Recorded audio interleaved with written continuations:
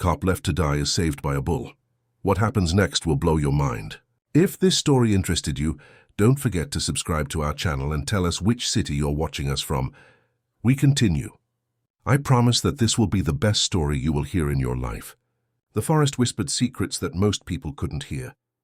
But Sheriff James Harker had always felt a strange connection to these woods, even as a child. Now at 45, with silver streaks in his dark hair and lines etched around his eyes from years of squinting into the distance, he drove his patrol vehicle along the narrow road that bordered the Blackridge Forest Reserve. The call had come in just before his shift ended, reports of unusual activity deep in the reserve. Nothing specific, just concerned hikers mentioning strange noises and disturbed areas that didn't look natural. On any other day, James might have logged it for the morning crew, but something about the caller's voice, a tremor beneath the casual concern, had tugged at him. "I'll check it out myself," he told the dispatcher, ignoring her reminder that he was already into overtime. James had been the sheriff of Pinecrest County for 15 years, following in his father's footsteps. The small rural community nestled against the vast forest had changed little over the decades, its population hovering around 5,000 souls. Everyone knew everyone, or at least pretended to. It was the kind of place where people left their doors unlocked at night, at least until recently. The past year had brought subtle changes. New faces appeared in town, staying at the renovated lodge near the lake. Strange vehicles with out-of-state plates would be spotted on back roads. Nothing illegal, nothing he could put his finger on, but enough to make the hairs on his neck stand up during his patrols. James parked his vehicle at the trailhead and checked his gear. Radio, flashlight, sidearm. The sun hung low in the sky, painting the forest in amber and gold. He should have called for backup, but pride stopped him. His daughter Emma had accused him just last night of being stubborn as a bull during another argument about his refusal to retire, or at least cut back his hours. "You've given enough to this town," she had said, her voice cracking with emotion. "You don't need to prove anything anymore." But that was where she was wrong. Each day James felt he needed to prove more. To himself, to the memory of his father, to the young deputies who looked at him with a mixture of respect and pity. The world was changing faster than he could keep up, and sometimes his badge and gun felt like the only constants he could rely on. The trail narrowed as he ventured deeper into the forest. The usual sounds, birds calling, small animals rustling in the underbrush, seemed muted, as if the forest itself was holding its breath. James moved carefully, his senses heightened. 20 minutes in, he spotted something unusual. A formation of rocks arranged in what appeared to be a deliberate pattern.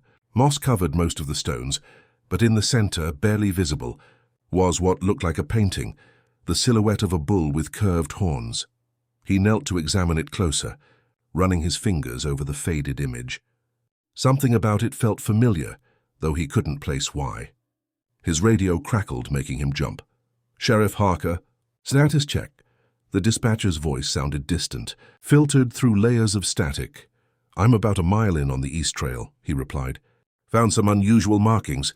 I'll document and continue. Copy that. Be advised, storm front moving in faster than expected. ETA 2 hours. James acknowledged and stood, brushing dirt from his knees. That's when he noticed the tracks, boot prints fresh, heading deeper into the forest. He followed, moving with practiced quiet despite his size. The trail led to a clearing he didn't recognize, though he thought he knew every inch of these woods. In the center of the clearing stood an ancient oak tree, its massive trunk twisted with age. At its base, something metallic caught the fading sunlight, a small bronze bell, the kind sometimes hung around livestock's necks. James approached cautiously, every instinct screaming caution. The blow came from behind, silent, unexpected. Pain exploded at the base of his skull and the world tilted sideways. As consciousness slipped away, he thought he heard a soft tinkling sound like a bell gently ringing. When James awoke, the world had transformed. Night had fallen, and with it came a bone-deep cold that pierced through his uniform. He tried to move but couldn't. Thick ropes bound him to the massive oak, cutting into his wrists. His head throbbed where he'd been struck, and when he tried to call out, his voice emerged as a rasp. "Hello?" he managed, the word dissolving into the darkness. "Is anyone there?" Only silence answered. James assessed his situation with growing dread. His weapon and radio were gone. The ropes were expertly tied, giving him almost no movement. The storm the dispatcher had mentioned was rolling in. He could smell the rain on the wind and feel the drop in pressure that heralded thunder. Hours passed in agonizing slowness. Rain began to fall, gentle at first, then in driving sheets that soaked him to the skin. Lightning illuminated the clearing in brilliant flashes, revealing nothing but empty forest. Between thunderclaps he thought he heard voices, distant, arguing, but couldn't make out words. By midnight, hypothermia was becoming a real concern. His extremities had gone numb, and he drifted in and out of awareness. In his more lucid moments, James thought about Emma. Their relationship had grown strained since her mother passed 5 years ago. He'd thrown himself into work while she went off to college, returning only for holidays and the occasional weekend. Their conversations inevitably turned to arguments about his stubbornness, his unwillingness to change, his inability to express emotions. "You're not living, Dad," she had said during their last fight. "You're just going through the motions." The pain of her words had cut deeper than any physical injury, because she was right. Since losing Sarah, he'd retreated into himself, into the familiar routine of work. The badge had become both shield and prison. A particularly loud thunderclap jolted him back to full awareness. The rain had stopped, but the air felt charged, electric. Something had changed in the forest. The silence had deepened, become more expectant. James strained against his bonds once more, ignoring the fresh pain as the ropes bit deeper. And then he heard it, a soft, rhythmic sound. Tin-tin, tin-tin. A bell. At first he thought his mind was playing tricks, conjuring the sound of the bronze bell he'd seen earlier. But it grew louder, more distinct. Then came the footsteps, heavy, measured, powerful. From the darkness emerged a massive shape, moving with deliberate grace despite its size. Lightning flashed again, illuminating the impossible. A bull larger than any James had ever seen, its black coat gleaming wet from the rain, muscles rippling beneath. Around its neck hung a bronze bell that glinted in the brief light. James held his breath. The animal should have been aggressive, especially this close to a human. So instead, it approached with what almost seemed like purpose, its dark eyes fixed on him with an intelligence that sent chills down his spine. The bull stopped just a few feet away, lowered its head, and exhaled a cloud of steam into the cold night air. Then it did something that defied all logic. It moved closer, carefully, and began to tug at the ropes with its teeth and horns. James couldn't believe what he was seeing. The bull worked methodically, pulling at the ropes with incredible precision. With each tug, the bindings loosened until, with a final sharp pull, they gave way. James collapsed forward, his limbs too numb to support his weight. He landed on his hands and knees, gasping as blood rushed painfully back into his extremities. The bull stepped back, watching him with those unfathomable eyes. The bronze bell around its neck made that same gentle tinkling sound, tin-tin, as it moved. James remained motionless, afraid any sudden movement might break whatever spell had taken hold of this wild creature. "Thank you," he whispered, the words feeling absurd as they left his lips. Speaking to an animal as if it could understand. Yet something in the bull's demeanor suggested it did. Thunder rumbled overhead, closer now. The storm was intensifying. James knew he needed to find shelter and warmth quickly. He attempted to stand, but fell back immediately, his legs refusing to cooperate after hours of restricted circulation. The bull moved closer again, lowering its massive body beside him in what could only be described as an invitation. James hesitated. Every rational thought screamed that this was madness. Bulls were unpredictable, dangerous animals, yet this one had just freed him from certain death by exposure. And there was something in its eyes, a calm intelligence, an ancient knowing that transcended animal instinct. With trembling hands, James grasped the bull's coarse fur and pulled himself onto its back. The animal rose smoothly, careful not to dislodge its passenger, and began walking with measured steps out of the clearing. The journey through the dark forest was surreal. The bull seemed to know exactly where to go, navigating fallen logs and treacherous terrain with confidence. The gentle ringing of the bell kept time with their progress. James clung to the animal's warm back, grateful for the heat radiating through his frozen body. His mind raced with questions, but survival instinct kept him focused on the immediate goal, reaching safety. As they traveled, James's thoughts turned to the events that had led him here. Who had attacked him? Why leave him bound in the forest? The few glimpses he'd caught of his assailants revealed nothing except their fear. Not of him, but of something else. Something in these woods that terrified them more than the consequences of assaulting an officer of the law. A sound broke through the rhythm of the bell and the bull's footfalls, a human voice, panicked and hoarse. The bull stopped. James peered through the darkness and made out a figure stumbling through the underbrush ahead. Lightning illuminated the scene for a brief second, revealing a man in a dark hoodie, the same man who had struck James from behind hours earlier. The man froze when he saw them, his face a mask of terror. But he wasn't looking at James. He was staring at the bull with pure, unadulterated fear. He fell to his knees, pointing frantically behind him into the darkness. "It's coming," he gasped. "God help us all, it's coming." Before James could respond, the man scrambled to his feet and disappeared into the forest. The bull remained motionless, its ears flicking forward and back as if listening for something beyond human perception. Then, with a decisive snort, it changed direction, moving faster now. They emerged from the forest near a stretch of highway James recognized, Route 16, about 10 miles from where he'd parked his vehicle. In the distance, headlights cut through the rain-washed darkness. The bull stopped at the forest edge, out of sight from the road but close enough that James could make it there on his own. With painful effort, James slid from the bull's back. His legs nearly buckled, but he managed to stay upright by bracing himself against a tree. He turned to face the animal that had saved him. "I don't understand any of this," he said softly, "but I owe you my life." The bull regarded him silently, the bell at its neck giving one final tin-tin as it dipped its massive head. Then, without warning, it turned and disappeared into the forest, swallowed by shadows and rain. James limped toward the highway, waving desperately as the approaching vehicle, a commercial truck, drew near. The driver, a middle-aged woman with kind eyes and a weathered face, pulled over immediately. "Good Lord, what happened to you?" she asked as she helped him into the passenger seat. The cab's warmth enveloped him like an embrace. "I got lost in the woods," James replied, the lie coming easily. The truth was too bizarre, too unbelievable. "Can you take me to Pinecrest Medical Center?" "Of course, honey. You look half frozen. I'm Linda, by the way. James Harker. Sheriff James Harker." Linda's eyes widened. "The sheriff?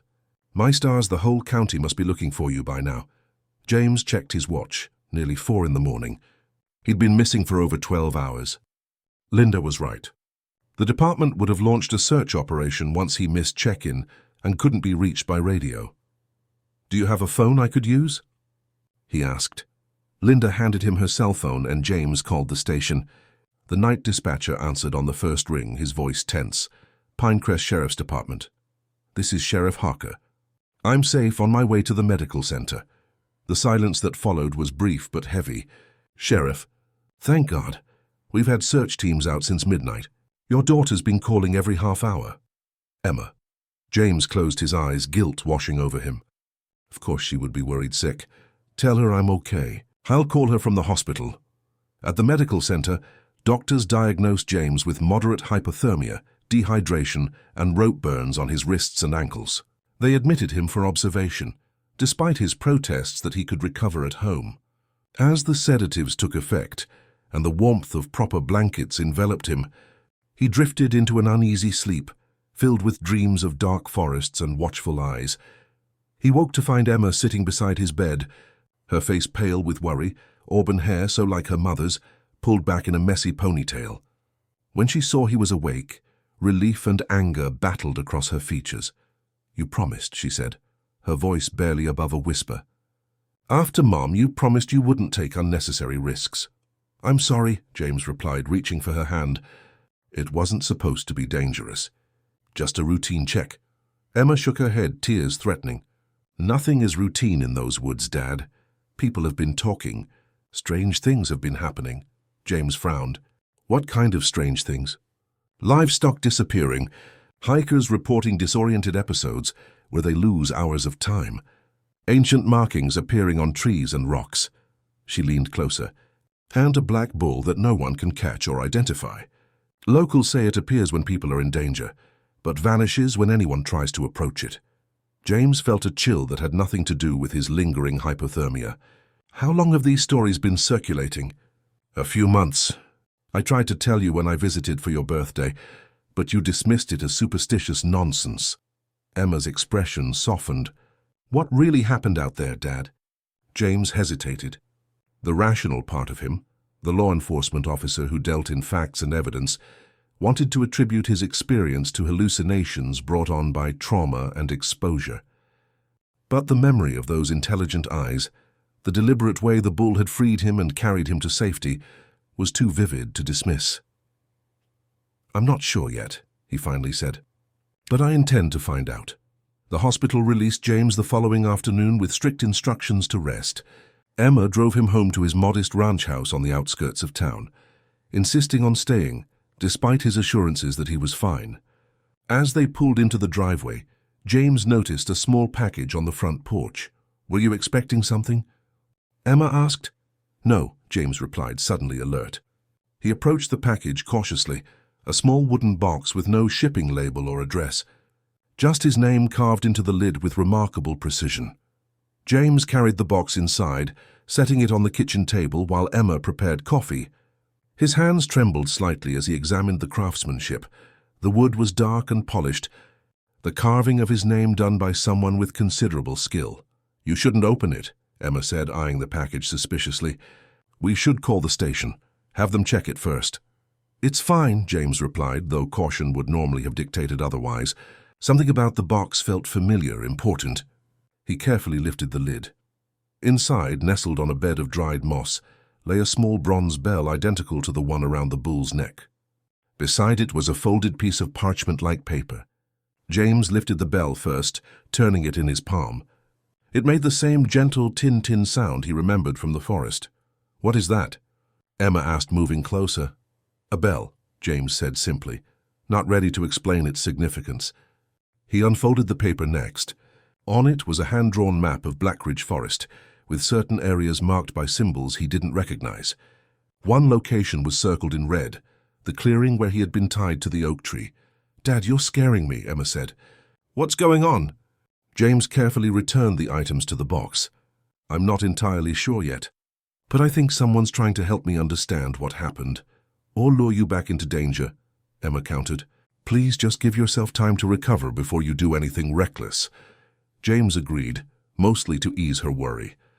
But as the days passed and he regained his strength, the mystery of the bull and the meaning behind the map consumed his thoughts.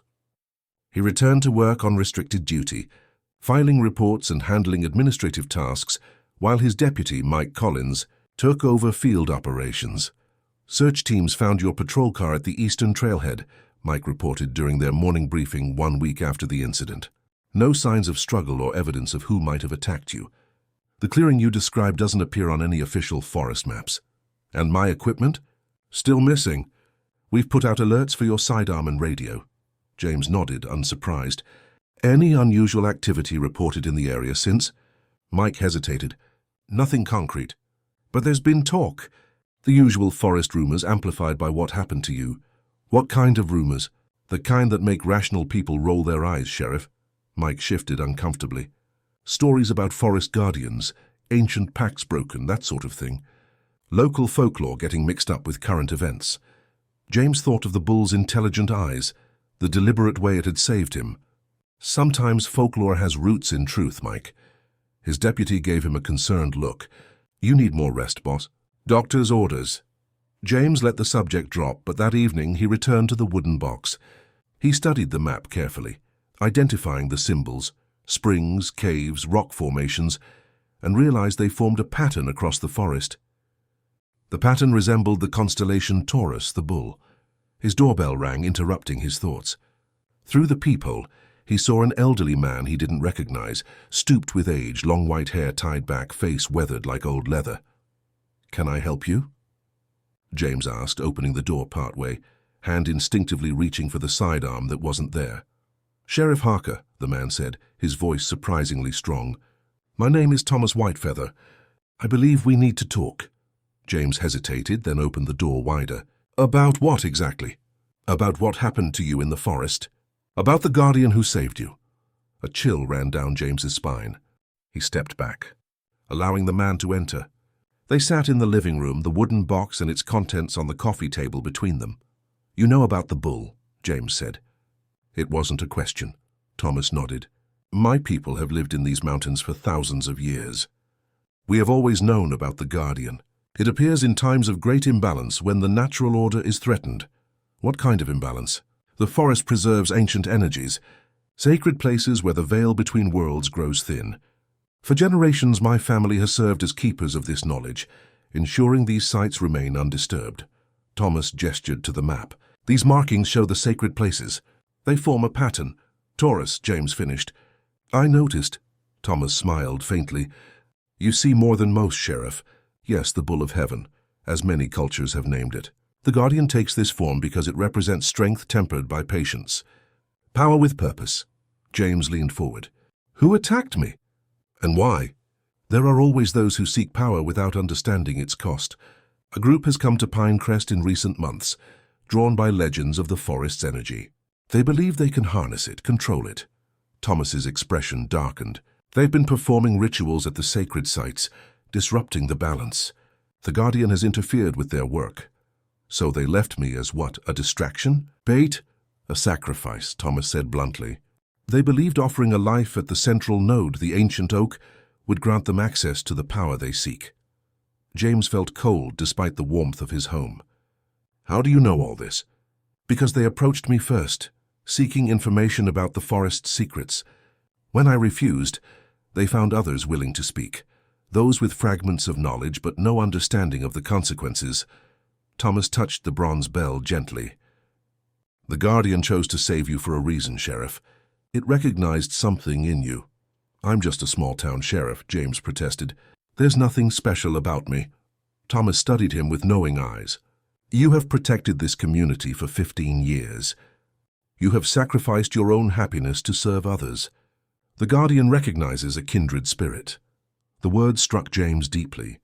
He thought of Emma's accusations about his self-sacrifice, how he'd thrown himself into work after Sarah's passing.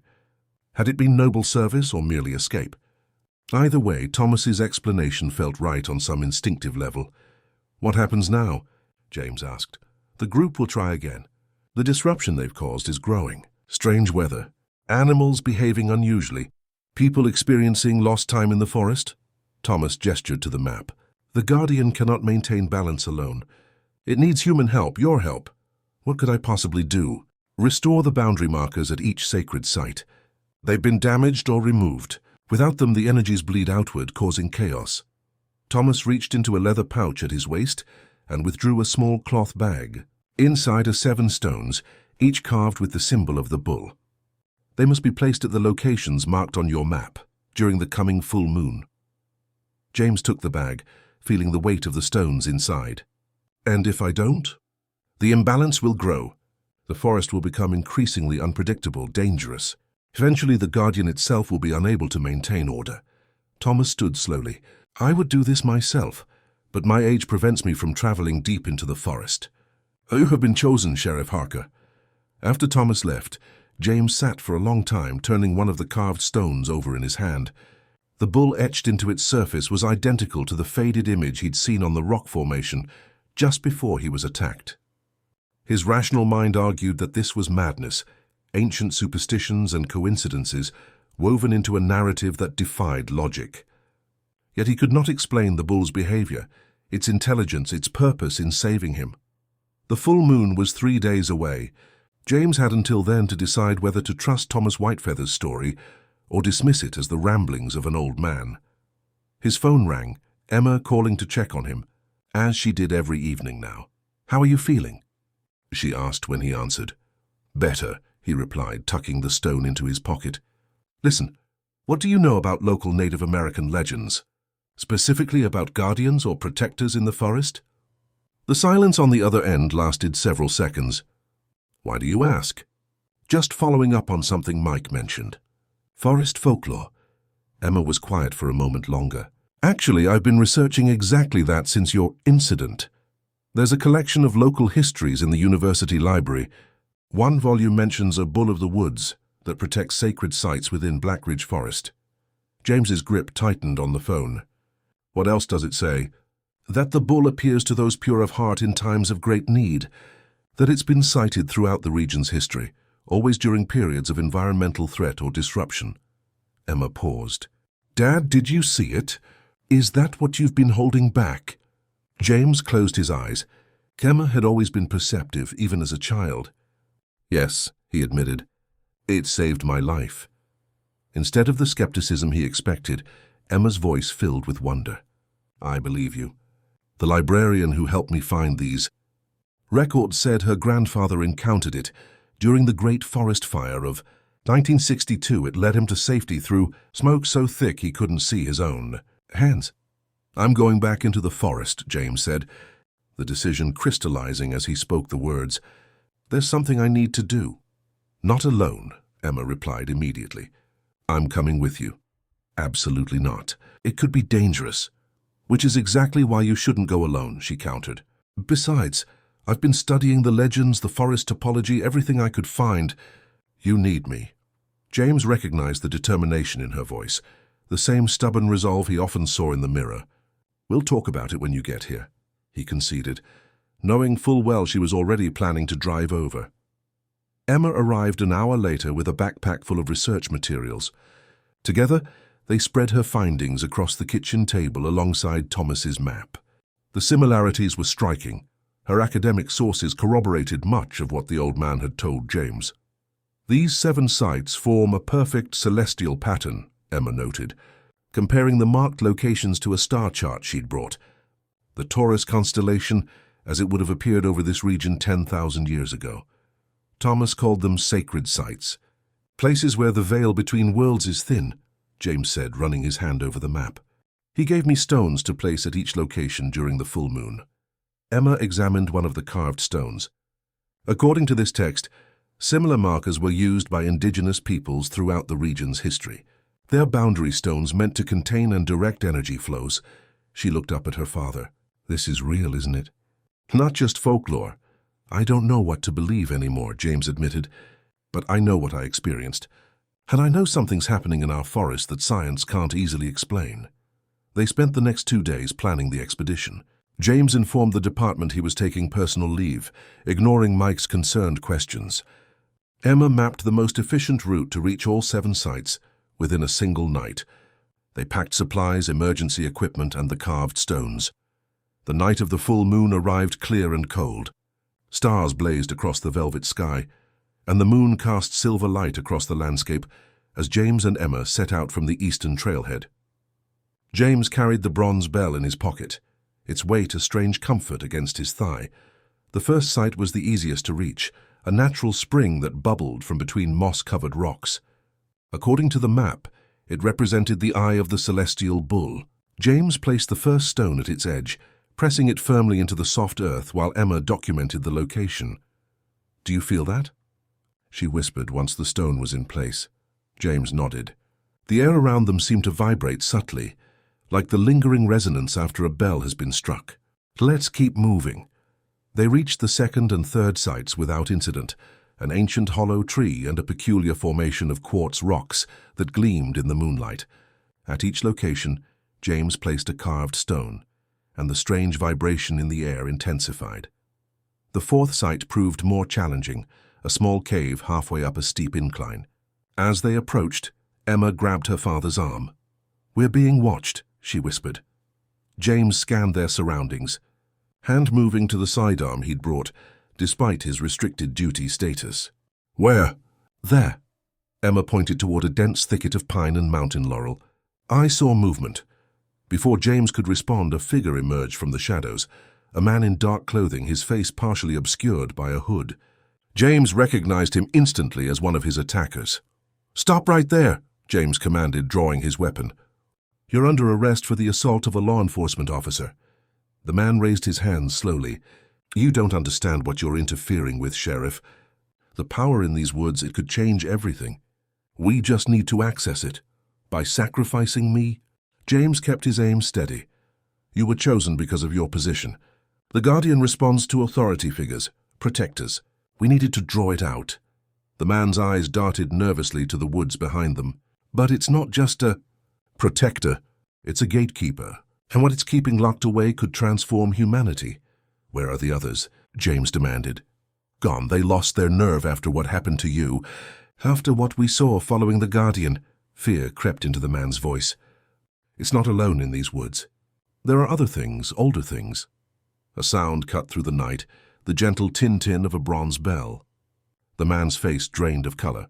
It's here, he gasped, backing away. God help us, it found me again. From the darkness emerged the massive black bull, its eyes reflecting the moonlight like twin stars. It moved with the same purposeful grace James remembered, the bell at its neck marking each step. The man turned to flee, but the bull was faster. It positioned itself between him and the forest path, not aggressively but with unmistakable intent. The message was clear, there would be no escape. Dad, Emma breathed, her voice filled with awe. It's magnificent. The bull turned its gaze to them, seeming to assess Emma with the same intelligence it had shown James. After a moment, it dipped its head in what could only be described as acknowledgement. It knows we're helping, James said softly. He turned to the trembling man. You have two choices. Help us complete our task, or face charges for what you did to me. Either way, you're not leaving our sight.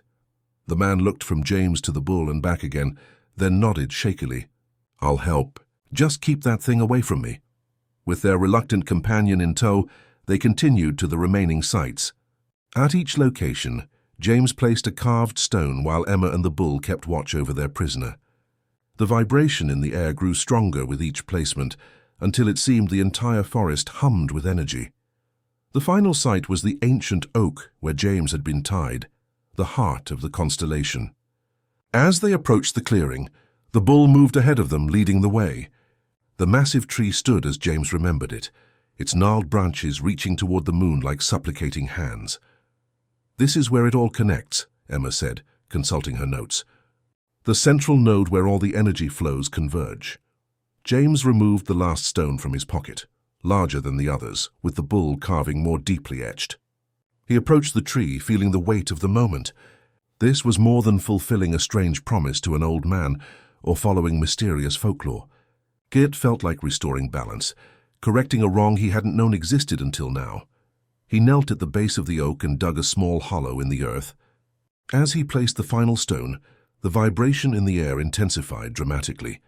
The ground beneath them trembled. The bull threw back its head and made a sound, not quite a bellow, deeper and more resonant, like the tone of an ancient bronze gong. Light erupted from the 7 sites simultaneously, vertical columns of blue-white energy shooting skyward. For a brief moment, James could see lines of force connecting them, forming the pattern of the bull constellation across the forest.